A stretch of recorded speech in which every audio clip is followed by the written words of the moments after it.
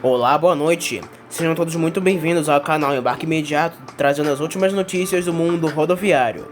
A diretoria da Agência Nacional de Transportes Terrestres, a ANTT, de acordo com a votação no colegiado, referendou as medidas de suspensão das penas de cassação que haviam sido aplicadas à Transbrasil, com sede em Goiânia, e à Lucretur, agência de viagens e turismo, com sede no estado de Santa Catarina. As deliberações que confirmaram a suspensão nas penalidades número 2735 foram publicadas no Diário Oficial da União desta quarta-feira, dia 21 de fevereiro. A cassação das duas empresas ocorreu com fundamento no artigo 78H da Lei nº 10.233, de 5 de junho de 2001, que diz que, na ocorrência de infração grave apurada em processo regular e instaurado na forma do regulamento, a ANTT e a ANTAQ poderão cassar a autorização, incluído pela medida provisória número 2217-3, de 4 de novembro de 2001. A ANTT, por meio da Superintendência de Serviços de Transporte Rodoviário de Passageiros, publicou 4 decisões na edição do Diário Oficial da União desta quinta-feira, dia 22 de fevereiro de 2024.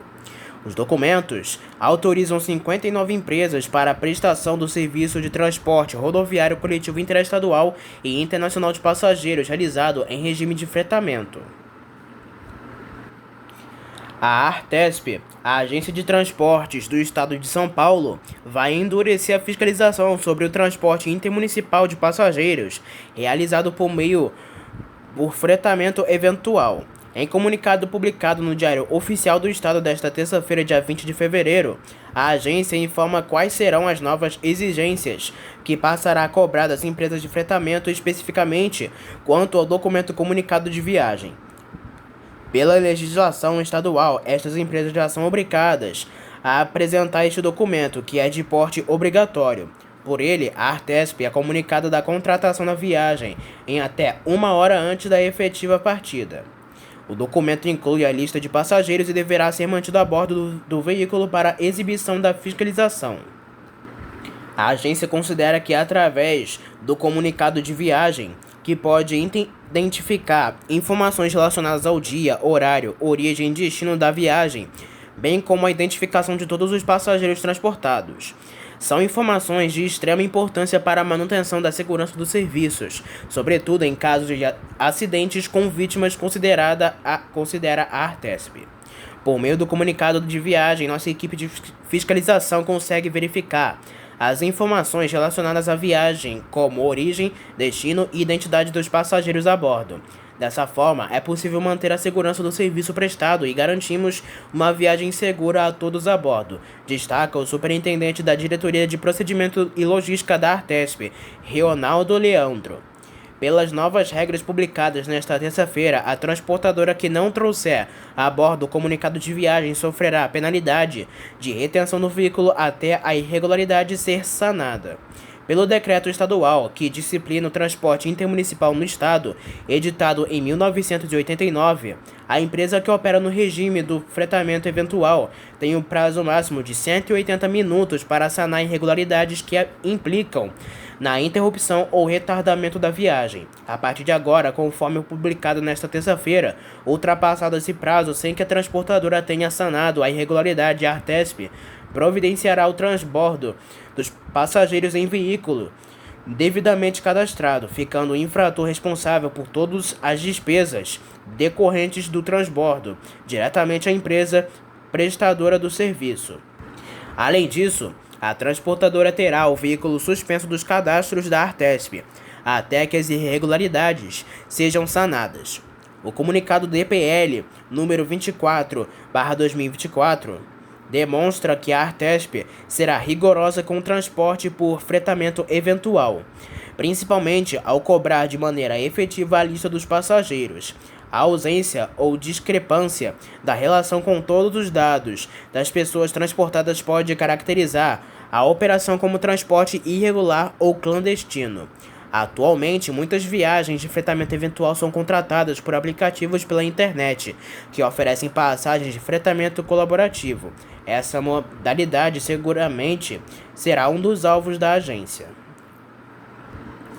O diretor de Procedimentos e Logística da Artesp, conforme a publicação no Diário Oficial desta terça-feira, dia 20 de fevereiro, abriu chamamento público para a operação de 2 linhas na região de Bragança Paulista. Trata-se de uma linha rodoviária e uma suburbana, que não estão sendo operadas pela permissionária Viação Atibaia São Paulo, empresa com sede na cidade de Atibaia. As linhas são as seguintes: a linha rodoviária entre Bragança Paulista e Piracaia e a linha suburbana entre Atibaia e Campo Limpo Paulista. O chamamento público visa convocar empresas interessadas cadastradas na Artesp que operam um serviço regular de transporte intermunicipal ou serviço de fretamento, para que apresentem manifestação formal acerca de seu interesse em operar as linhas em caráter emergencial. Conforme publicado nesta terça-feira, a permissionária Viação Atibaia protocolou solicitação para desistir da operação das linhas. Para evitar a interrupção dos serviços, a Artesp realiza o chamamento público para a substituição da atual permissionária.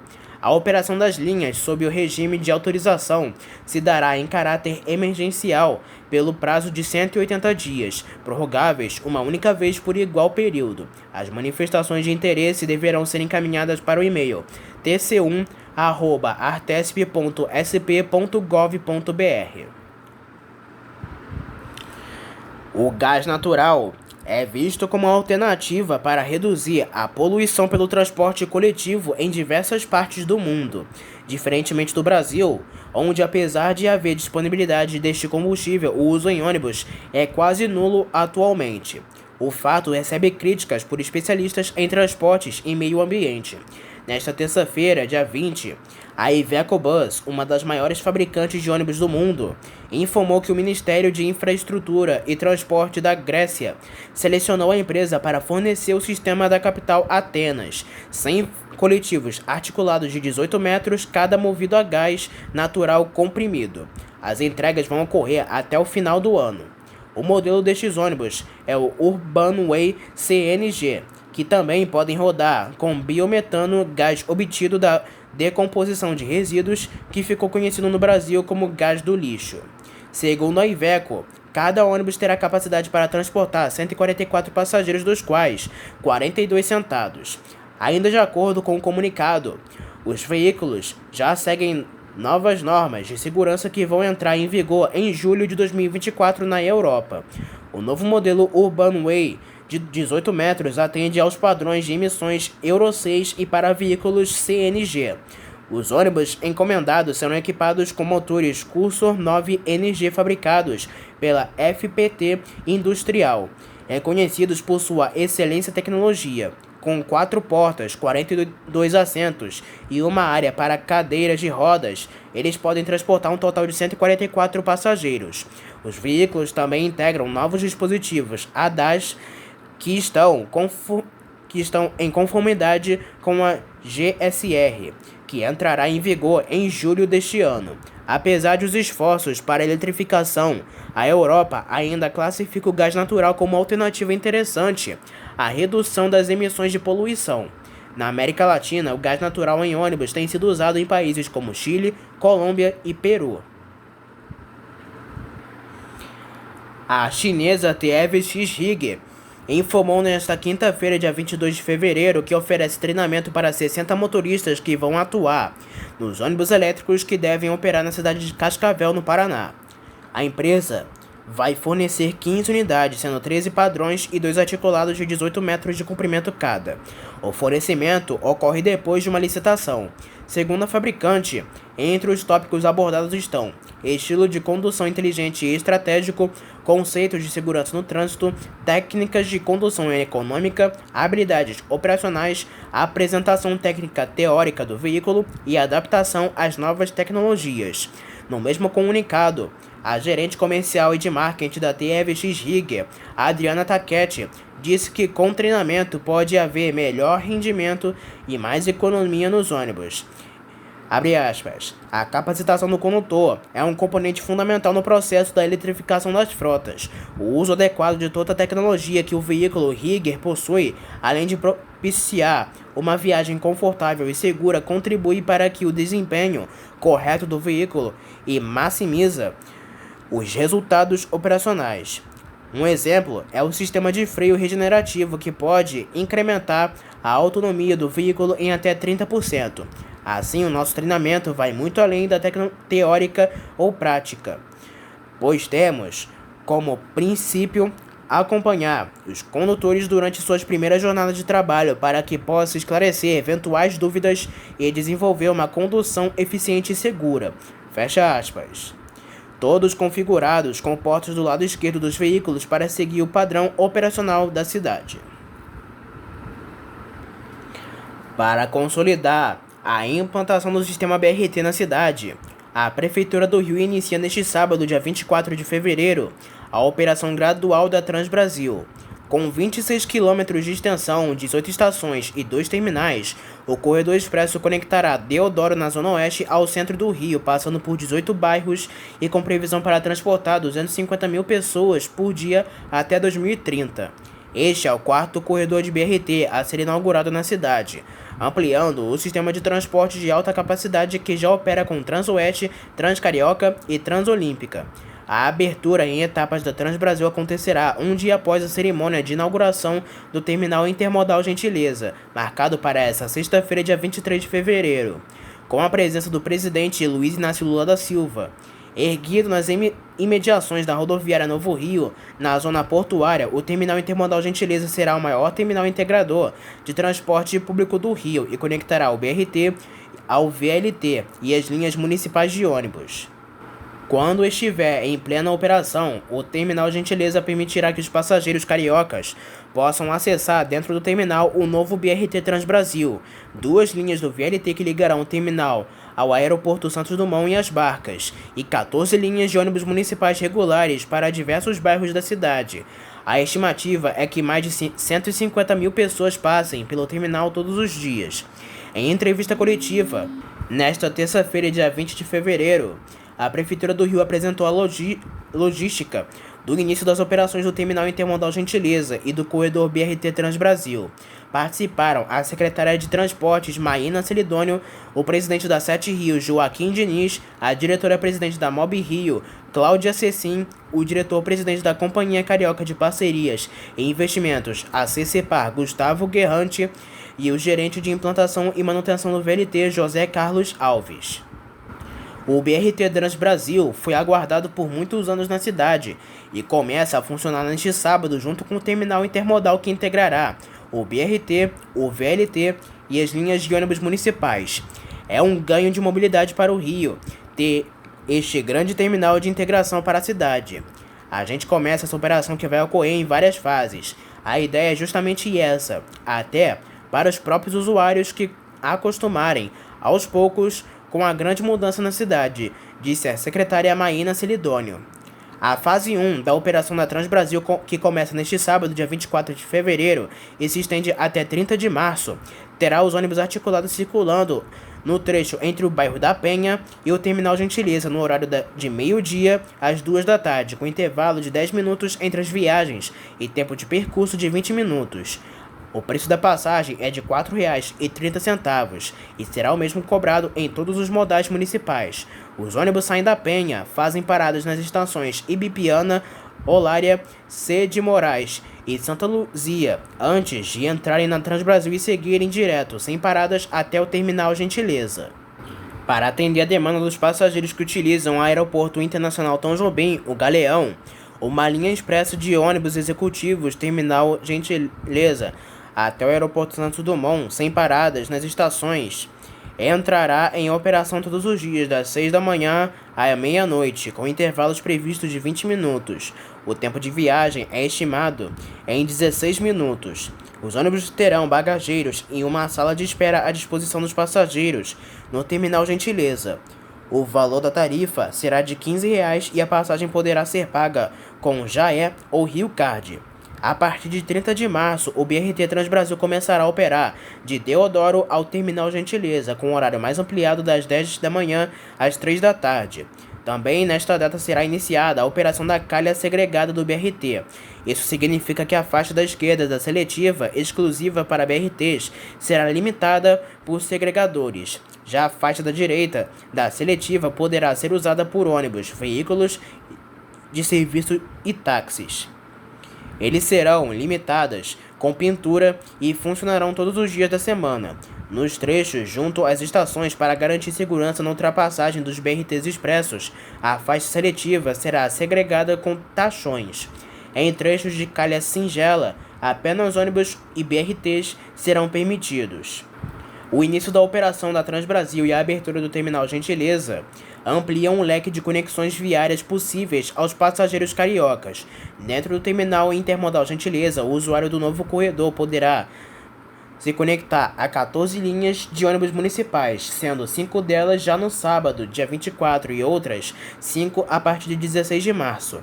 Também, a partir de sábado, será possível ainda acessar uma linha do VLT dentro do terminal, alcançando pontos importantes do centro do Rio, como o Aeroporto Santos Dumont, a Avenida Rio Branco, a Praça Mauá ou a Orla Conde. Na outra ponta da Transbrasil, o corredor se conecta à Transolímpica por meio do Terminal Deodoro e o Transcarioca a partir de 2 pontos, na Penha e no Fundão, possibilitando a circulação facilitada dos passageiros entre os bairros da Zona Oeste, Zona Norte, Barra da Tijuca, Jacarepaguá e Centro do Rio. Além de criar novas opções de trajetos e viagens, o início da operação no corredor Transbrasil deverá resultar numa redução de 50% no tempo de deslocamento dos passageiros que usam a Avenida Brasil todos os dias. O VLT inicia a operação no Terminal Intermodal Gentileza a partir deste sábado, com a linha 1 em horário normal, como já opera hoje, todos os dias das 6 da manhã até meia-noite. Além disso, até o fim de março entrará em operação uma nova linha, a linha 4, que vai conectar o terminal até a Praça 15. O passageiro que vem do BRT Transbrasil terá muito mais previsibilidade para a chegada ao centro, sem ficar no trânsito e com conforto que a integração dos dois transportes oferece, afirma Gustavo Guerrante. Das 14 linhas de ônibus municipais previstas para operar dentro do Terminal Gentileza, inicialmente, 5 linhas municipais que tinham como destino o entorno da rodoviária já estarão operando no local neste sábado, sendo elas a linha 104 São Conrado, linha 113 Largo do Machado, 301 Barra da Tijuca, 302 Terminal Alvorada e a linha 353 Praça Seca. Um aviso: os pontos de ônibus dessas linhas existentes das ruas Comandante Garcia Pires e General Luiz Mendes de Moraes na Praça Marechal Hermes, todos no entorno da rodoviária, serão desativados. A partir de 16 de março, outras 5 linhas municipais passam a operar no Terminal Gentileza, que são elas a linha 108 Jardim de Alá, linha 110 Jardim de Alá, linha 112 Alto da Gávea, linha 606 Engenho de Dentro e a linha SV 606 Engenho de Dentro. Os pontos de ônibus dessas linhas existentes nas ruas Comandante Garcia Pires e General Luiz Mendes de Moraes e na Praça Marechal Hermes, todos no entorno da rodoviária, também serão desativados. Com a inauguração do Terminal Intermodal Gentileza, o VLT Carioca amplia a operação da sua linha 1, que passa a circular entre o Terminal Intermodal Gentileza ao Santos Dumont, a partir do próximo sábado. O traçado do Terminal Gentileza Santos Dumont pode ser feito pelos passageiros em cerca de 30 minutos. O horário de funcionamento está mantido das 6 da manhã à meia-noite. Com a mudança, os passageiros que estiverem nessa linha e desejarem desembarcar em Praia Formosa, a orientação será a baldeação na estação rodoviária para a linha 2, que terá seu percurso a Praça 15 à Praia Formosa, mantido naturalmente. A troca de linha é necessária apenas nesse caso, sem custos adicionais. Para o cliente da linha 2 com destino à Praia Formosa não haverá mudança. Até o dia 30 de março está prevista a inauguração da linha 4, que ligará a Praça 15 ao Terminal Gentileza, do VLT, para atender o terminal. O novo trajeto terá a duração de 29 minutos. Vale lembrar que a passagem do VLT custa R$ 4,30 e cada usuário deve ter o próprio cartão para embarque. Ele pode ser comprado ou carregado nas paradas e estações, que contam ainda com terminais para consulta de saldo, desbloqueio de cartões e liberação de recarga online. É recomendado inserir antecipadamente os créditos para a ida e volta. O novo sistema de bilhetagem digital, o JAE, começa a funcionar no VLT a partir deste sábado. Todas as composições terão os dois validadores, o JAE e o RioCard. O VLT passa a ser o segundo modal a aceitar o JAE. Desde julho do ano passado, quando foi implantado, o sistema estava funcionando exclusivamente no BRT como fase de teste. Além do Gentileza, outras estações de VLT terão máquinas de autoatendimento da JAE, sendo elas a Praia Formosa, Rodoviária, Equador, Pereira Reis, Vila Olímpica, Central, Cristiano Ottoni, Tiradentes, Camerino, Santa Rita, Utopia, Cidade do Samba, Providência e Harmonia. Além do cartão físico, os passageiros poderão pagar a passagem usando o celular por meio de QR Code. Os usuários poderão baixar o aplicativo da JAE, já disponível nos sistemas Android e iOS, ou acessar o site para criar uma conta. Por meio do aplicativo será possível ver o saldo, extrato, fazer recarga, solicitar, bloquear, cancelar e pedir segunda via do cartão. É importante ressaltar que, neste novo sistema, o saldo não expira. Não há prazo definido para que o usuário utilize o crédito. A partir de 16 de março, serão implantadas restrições à circulação de caminhões em trechos da Avenida Brasil, para evitar retenções em alguns trechos e faixas de horário. A avenida é a principal via estrutural da cidade, com um volume diário médio de 200 mil veículos no trecho de maior concentração de tráfego entre Parada de Lucas e o Caju. No pico da manhã, entre 6 da manhã e 9 da manhã, no sentido centro, os caminhões e carretas, considerando a equivalência destes veículos com veículos de passeio, representam 32% do volume de automóveis no mesmo período. Na parte da tarde, entre 4 horas e 7 da noite, esse percentual é de 26,5%. A adoção dessa medida vai melhorar a fluidez nos horários de pico e, por consequência, diminuir a duração dos horários críticos, permitindo que os veículos de carga, no momento que acessarem a Avenida Brasil, tenham maior velocidade em seus deslocamentos. Os principais trechos e horários de restrição à circulação de caminhões são a pista central em ambos os sentidos, no trecho entre Irajá e Caju. Os dias e horários, todos os dias, das 4 da manhã às 10 da noite. Em segundo, a pista lateral sentido centro, no trecho entre Irajá e Caju. Dias e horários, dias úteis, das 5 da manhã às 9 da manhã. E também na pista lateral sentido Santa Cruz, no trecho entre Caju e Ramos. Dias e horários, dias úteis, das 4 da tarde às 8 da noite. A Avenida Brasil tem extensão de cerca de 55 km por sentido. A restrição na pista central será efetuada em trecho de aproximadamente 14 km, quando as pistas laterais em que as restrições serão aplicadas somente nos dias úteis, a restrição no sentido Santa Cruz será um trecho de aproximadamente 6 km, enquanto no sentido centro, o trecho restrito terá cerca de 14 km. A definição pela implantação dessas medidas levou em consideração estudos baseados no fluxo viário da Avenida Brasil, na participação dos caminhões, observando-se suas características de circulação, assim como nos dados sobre ocorrências que causam maior impacto no trânsito e levam maior tempo para serem resolvidas, quando comparadas com as mesmas situações envolvendo veículos de menor porte. Em 2023, foram feitos 1.002 atendimentos envolvendo caminhões e carretas.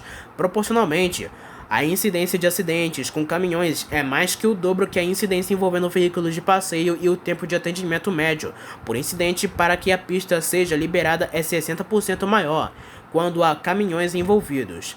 Considerando enguiços mecânicos, a relação é ainda mais significativa. A proporção de enguiços de caminhões é mais que o triplo da de veículos de passeio, com um tempo de atendimento 4 vezes maior. Sinalização específica será implantada em todos os acessos aos trechos, onde haverá restrição indicando os dias e horários proibidos. A fiscalização do cumprimento da nova regra será efetuada por meio de equipamentos eletrônicos ao longo dos trechos, bem como por agentes da Guarda Municipal atuando em viaturas e posicionados nas passarelas para orientar os motoristas sobre os trechos restritos. Sinalização complementar e mensagens nos painéis da Sete Rios serão disponibilizadas, informando sobre as alterações implantadas. Ex-funcionários e administradores da CMTC realizaram no último domingo, dia 11, mais um encontro e novamente o evento foi marcado por recordações, histórias, amizades e momentos de descontração. Desta vez, os veteranos dos transportes se encontraram na antiga garagem da Barra Funda, na zona oeste da capital. A CMTC foi a empresa pública de São Paulo criada em 1946 para reorganizar os transportes na cidade que, nesta época, guardadas as proporções, já era uma metrópole. A companhia foi inovadora em diversos aspectos, fabricou os próprios ônibus, fabricou e desenvolveu novas gerações de trolleybus, operou ônibus movidos a lixo, na verdade, biometano, gás obtido de decomposição de resíduos a gás natural, testou etanol, teve ônibus de 2 andares urbano, além de trazer novos conceitos de gestão do transportes urbanos. A CMTC teve várias garagens espalhadas pela cidade. De acordo com o presidente da associação que reúne os ex-funcionários, Washington Carvalho, foi o 5º encontro. Edições anteriores ocorreram em regime de outras garagens justamente com o objetivo de reunir os trabalhadores e administradores de cada área da cidade. Outro destaque do encontro, como de outras vezes, foi a exposição de modelos ônibus antigos restaurados com as pinturas da CMTC de cada época. Entre estes veículos estavam os ônibus monoblocos, muito presentes na história da empresa pública. Na gestão do prefeito Paulo Maluf, a CMTC foi gradativamente extinta entre 1993 e 1994. Primeiro foram privatizadas as linhas e garagens de trolleybus em 1993. Já no ano de 1994 foram passadas para a iniciativa privada as linhas de ônibus a diesel. Em 1995, a CMTC foi substituída pela atual SP Trans no gerenciamento dos transportes, mas ainda é referencial mundial em transportes. Ao longo de sua existência, a CMTC recebeu delegações de diversos países para obter informações e exemplos de operação e gestão. Carvalho disse que ainda haverá novos eventos. O DETRA-RJ não parou. Mais de 600 veículos foram abordados e fiscalizados nesse carnaval. Ao todo, 49 autos de infração foram emitidos contra coletivos da frota intermunicipal regulamentada e veículos ilegais, resultando na remoção ou recolhimento à garagem de 32 deles. As ações ocorreram entre quinta-feira de pré-carnaval, no dia 8 de fevereiro, e a quarta-feira de cinzas, no dia 14 de fevereiro. Os fiscais estiveram em 12 principais terminais rodoviários do estado e em outros pontos de grande fluxo viário e turístico da cidade do Rio, como a Linha Vermelha, em torno da zona portuária e acessos ao Pão de Açúcar e ao Cristo Redentor.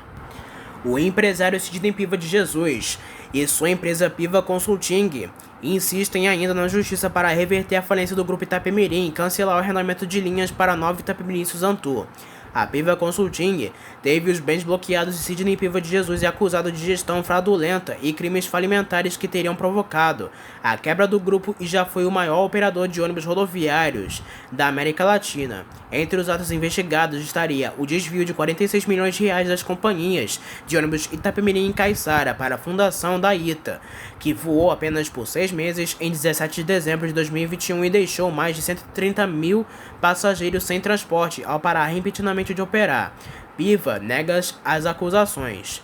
Nesta segunda-feira de 19 de fevereiro, a informação de que, após perder em segunda instância na Justiça Paulista, o empresário Sidney Piva de Jesus e a Piva Consulting entraram com um recurso especial pelo qual, além de pedirem a anulação da falência e o arrendamento de linhas e estruturas para um grupo de transporte do ABC Paulista, querem que o processo seja encaminhado para o Superior Tribunal de Justiça em Brasília. A ANTT, que regula o sistema de linhas rodoviárias, fez pedido semelhante à Justiça. A ANTT só não solicitou a reversão da falência, mas, a exemplo de Piva, pede também o cancelamento do arrendamento das linhas para sustentar que o processo corra pelo STJ. O recurso especial de Sidney Piva e da Piva Consulting é recente, sendo protocolado em 24 de janeiro, e ainda não foi analisado pela Justiça. Por meio de seus defensores, Piva critica o arrendamento e o considera uma espécie de contradição. Para o empresário Sidney Piva, a Justiça de São Paulo, para decretar a falência, considerou as atividades do grupo Itapemirim como inviáveis, mas o arrendamento é justamente destas mesmas atividades.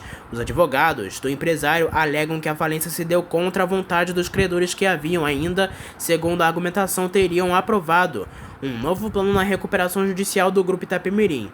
Os advogados ainda argumentam que a Piva Consulting não deveria ter os bens bloqueados na decisão da falência porque não faz parte do grupo Itapemirim. Os defensores de Sidney Piva de Jesus e da Piva Consulting ainda argumentam que o processo deve ir ao STJ em Brasília porque foram, ainda em sua argumentação, violados dispositivos federais de leis. Os pedidos de Piva e sua empresa ainda serão analisados. Então essas foram as últimas notícias, informações e ocorrências do mundo rodoviário. Não se esqueça que em breve traremos mais notícias e informações somente aqui para você. Espero que tenham gostado do vídeo, uma boa noite para todos e até a próxima.